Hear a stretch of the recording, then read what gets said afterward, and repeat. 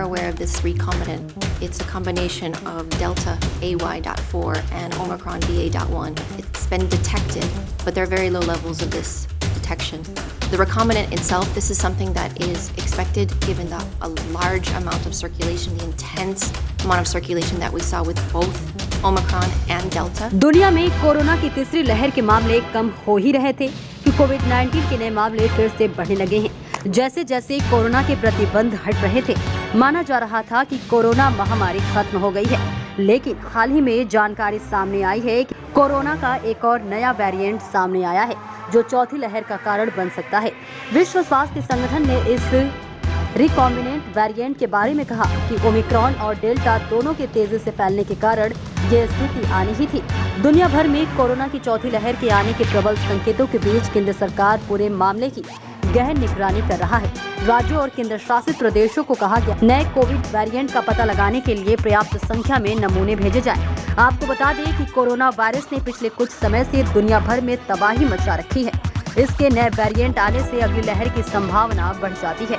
इसी क्रम में ओमिक्रॉन और डेल्टा के जुड़ने से कोरोना का नया वेरिएंट डेल्टा क्रॉन सामने आया है, जिसकी पहचान भारत में भी हो चुकी है। नया वेरिएंट चौथी लहर का कारण बन सकता है। भारत में मिलने वाले मामलों को निगरानी में रखा गया है।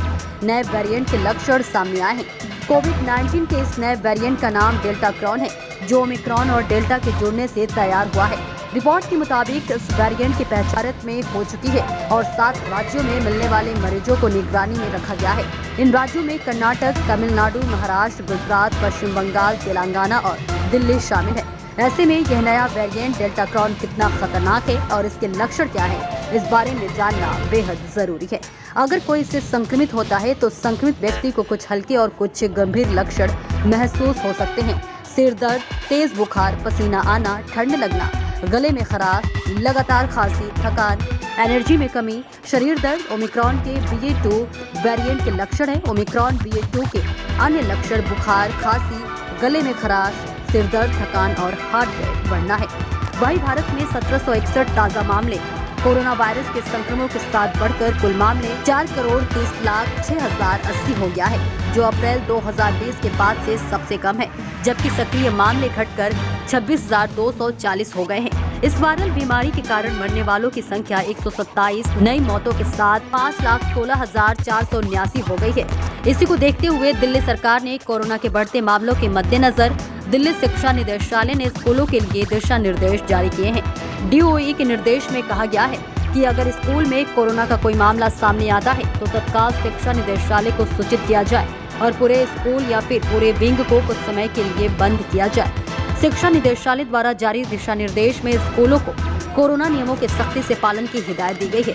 जैसे कि निर्देश में कहा गया है, बच्चों, शिक्षकों और अन्य कर्मियों के लिए मास्क अनिवार्य किया जाए, सोशल डिस्टेंसिंग का पालन हो, हाथों को लगातार धोने और सैनिटाइजर के इस्तेमाल को अनिवार्य किया जाए। कोरोना को लेकर बच्चों, शिक्षकों और अन्य कर्मियों को जागरूक किया जाए। गौरतलब है कि उप मुख्यमंत्री मनीष सिसोदिया ने गुरुवार को स्वीकार किया कि दिल्ली के ओवरऑल कोरोना के मामलों में बढ़ोतरी हुई है, लेकिन उन्होंने कहा कि फिलहाल चिंता की कोई बात नहीं है। उन्होंने कहा कि यह पता लगाना बाकी है कि यह पुराना ही वेरिएंट है या नया। यह जीनोम सीक्वेंसिंग से पता चलेगा। किसी भी स्कूल में एक भी केस आता है तो हम इस पर नजर रखते हैं। तो मामलों में थोड़ी सी बढ़ोतरी हुई है, पर अभी तक इसमें कहीं भी कोई ऐसी चिंता की बात नहीं है, क्योंकि हॉस्पिटलाइजेशन नहीं है। ये जो वेरिएंट है ये भी ओमिक्रॉन जैसा या ओमिक्रॉन के उसी पे है, और अभी तो इसकी जीनोम सीक्वेंसिंग और इन सब का भी होना बाकी है कि ये पुराना ही वेरिएंट चल रहा है क्या। तो कहीं से भी हॉस्पिटलाइजेशन बढ़ने की खबरें नहीं आ रही हैं।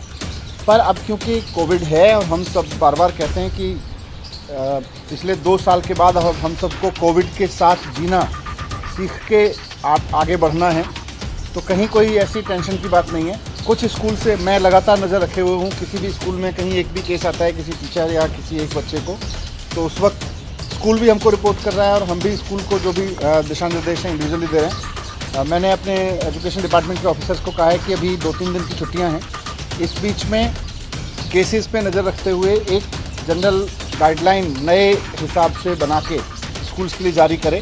तो कल तक हम एक गाइडलाइन भी जारी करें।